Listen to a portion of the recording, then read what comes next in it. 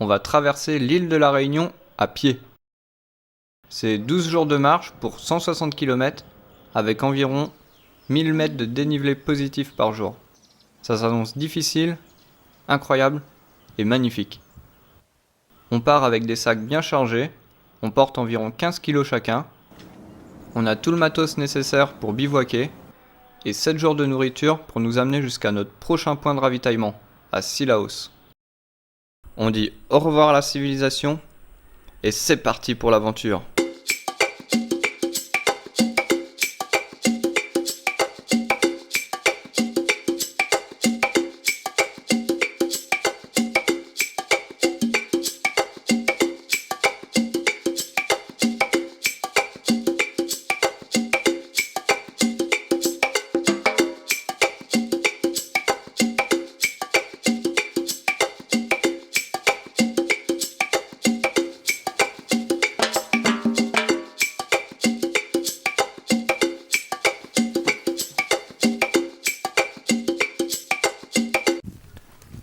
Après de longues heures de marche, on arrive enfin sur le lieu de notre premier bivouac, à la plaine des Chicots. Bon, on nous avait promis du soleil et de la chaleur, on arrive, il pleut, il fait froid. Alors on se dépêche de monter la tente et on se met à l'abri. C'est aussi notre première popote en intérieur. Enfin presque en intérieur. Nous on est dedans, le réchaud est dehors. On avait un peu peur de mettre le feu à la tente dès le premier soir. Miam, miam, miam.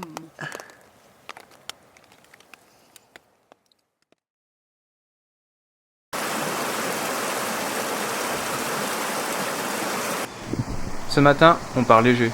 On va faire un aller-retour à la Roche Écrite. C'est un sommet qui offre un point de vue sur le cirque de Salazie, le seul qu'on ne traversera pas à pied.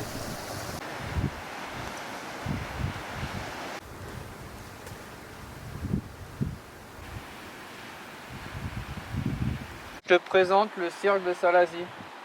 Bon, apparemment aujourd'hui il est blanc. Voilà. Je sais pas, il doit avoir une autre couleur les autres jours, j'en sais rien. Mais aujourd'hui c'est blanc. En tout cas, on est à 2000, un peu plus de 2000 mètres. Ça caille. On est à moitié trempé par le brouillard. Et voilà, c'est le deuxième jour. J'espère que ce sera pas tous les jours comme ça.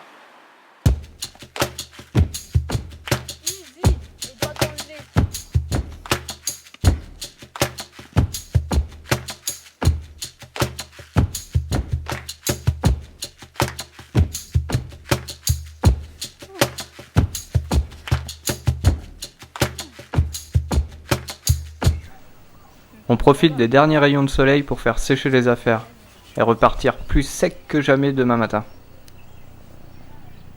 Il a trop plu la nuit d'avant et du coup tout est trempé. Super.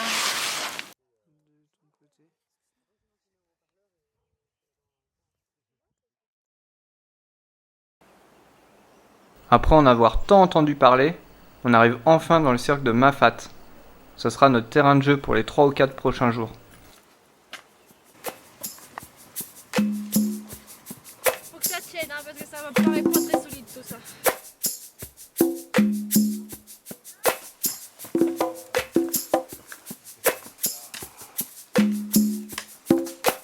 Ah oui, je t'ai pas dit, mais on navigue qu'à la carte papier. On n'a pas de GPS, pas de téléphone et pas de montre. Bon, ça c'était pas vraiment prévu, mais il y avait plus de piles dans la montre, du coup pas de montre. La population. Je plate, on sait où on va. Mais après.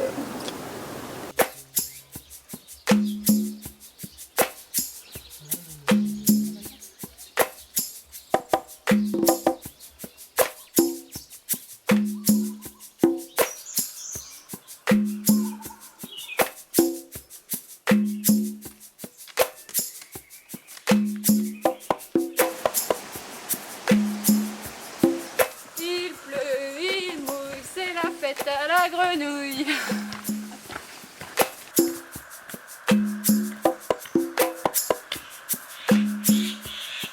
Pour résumer Mafat, c'est du soleil le matin, du brouillard, des nuages et de la pluie l'après-midi. Et beaucoup de dénivelé. Beaucoup trop de dénivelé.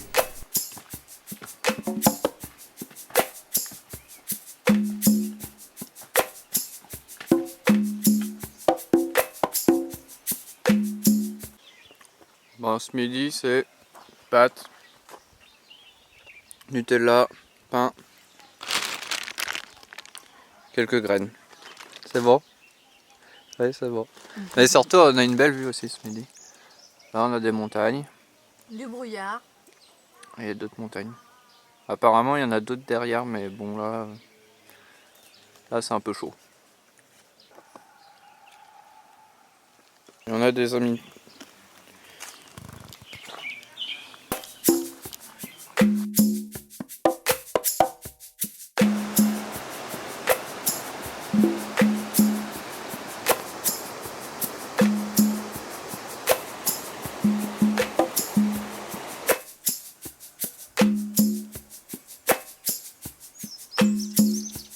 Aujourd'hui, il n'a pas arrêté de pleuvoir. Du coup, c'est conseillé de faire bouillir l'eau de la source avant de la boire. Parce qu'il y a plein de boue, tout ça, qui peuvent se mettre dedans. Alors bon, c'est un peu chiant parce qu'il faut attendre que ça boue, que ça refroidisse. Mais en même temps, on peut profiter du paysage, quoi.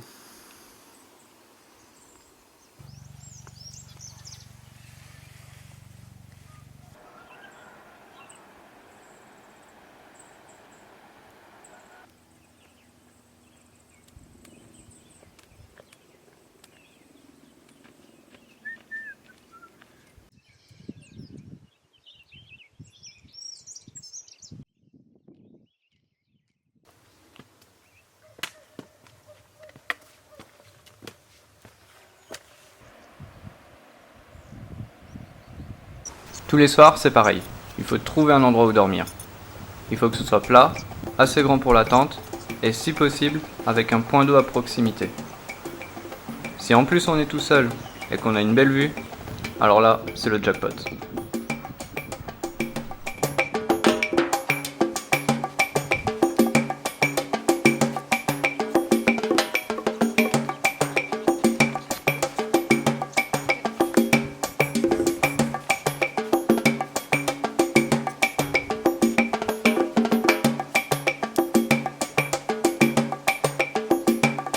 Et voilà. Ta-da.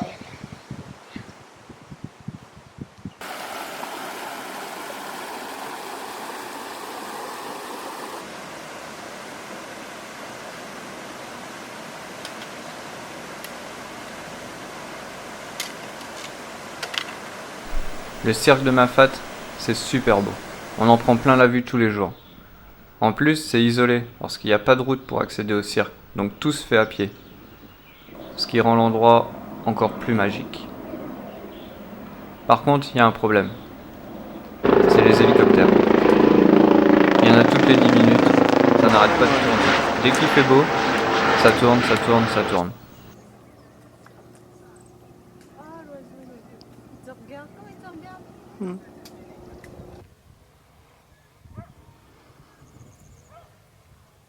C'est un jour un peu spécial aujourd'hui, puisqu'on quitte Mafate pour rentrer dans Cilaos. On y aura passé 4 jours, mais j'ai l'impression que ça fait 2 semaines qu'on est là.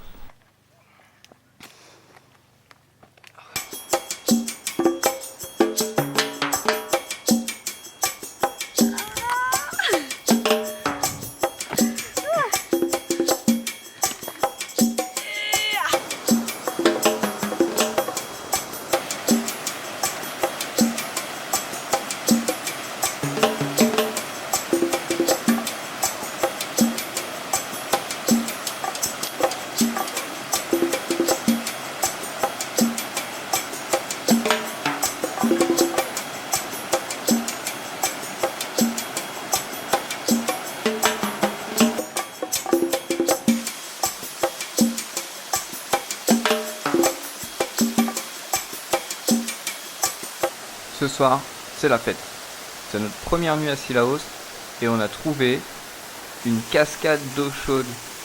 Oui, oui, chaude comme ta douche. Chaude, chaude, chaude, quoi.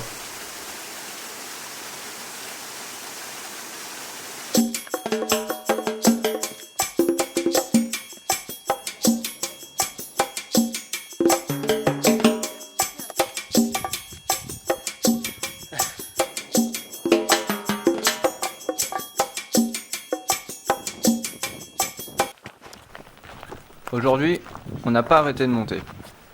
Et à force de monter, on est arrivé sur le sommet le plus haut de l'île, le Piton des Neiges, à 3070 mètres.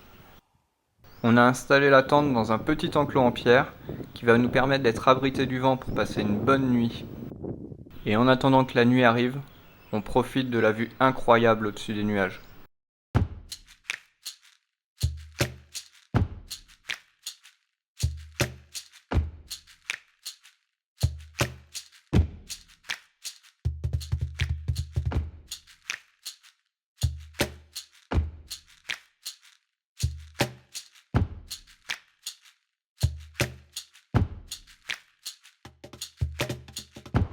Bon, finalement, on n'a pas du tout dormi.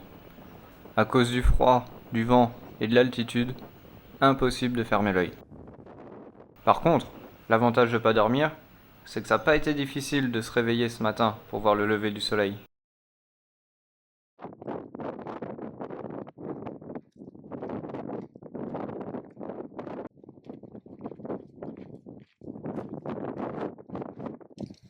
Je vais glisser.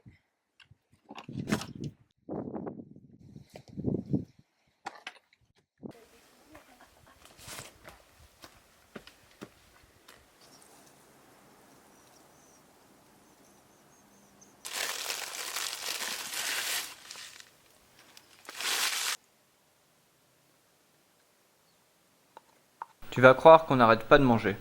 Et c'est vrai, on n'arrête pas de manger. D'ailleurs, c'est notre troisième activité principale, après marcher et dormir.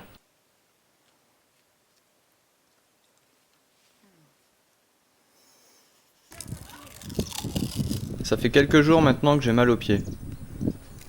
J'ai des ampoules qui apparaissent entre les orteils. Alors, pendant que Caroline prend soin de son estomac, moi, je prends soin de mes pieds. Un orteil tout neuf.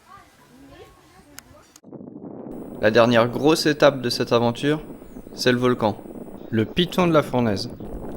Pour y arriver, on doit traverser la plaine des Sables. Alors la plaine des Sables, c'est facile. C'est plat et c'est toujours tout droit. Mais toujours tout droit, en plein brouillard, c'est pas toujours évident.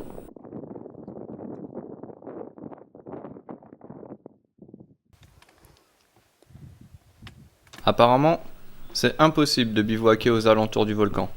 Le terrain n'est pas propice. C'est que de la roche et des arbustes. On nous indique tout de même qu'on peut dormir sur le parking, sur une place de parking. Mais ça nous enchante pas trop. Alors, arrivé sur place, on quadrille la zone et on trouve miraculeusement un petit coin de paradis pour notre tente.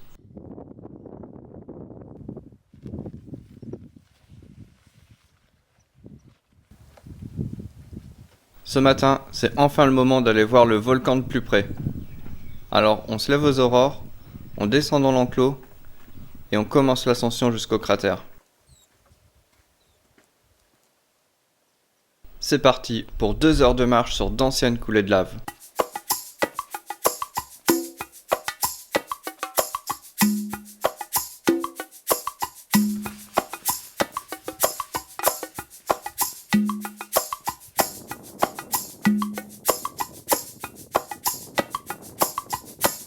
On arrive en haut et on tombe sur un cratère immense, incroyable. Mais on n'aura pas trop le temps de s'éterniser. Il y a l'hélicoptère de la gendarmerie qui arrive et qui hurle au haut-parleur « Alerte éruption, faites demi-tour !» Alors on fait demi-tour et on sort de l'enclos le plus vite possible. On longe les remparts pendant encore 2 heures et on s'arrête. J'ai trop mal aux pieds, j'en peux plus. Et en même temps, en s'arrêtant ici, ça nous permet de garder un œil sur le volcan. S'il rentre en éruption pendant la nuit, on sera aux premières loges pour assister au spectacle.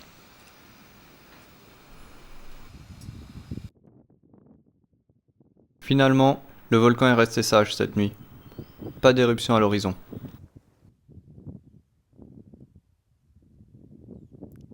Pour cette dernière journée, il ne nous reste plus que de la descente.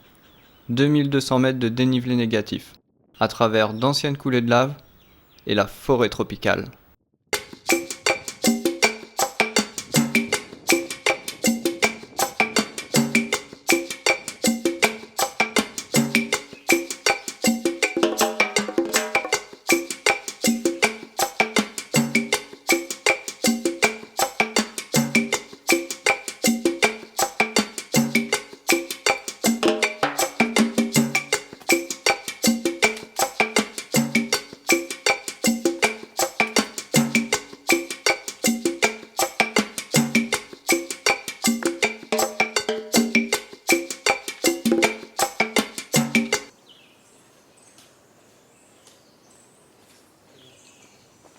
On sort de la forêt, et c'est face à l'océan que se termine cette aventure.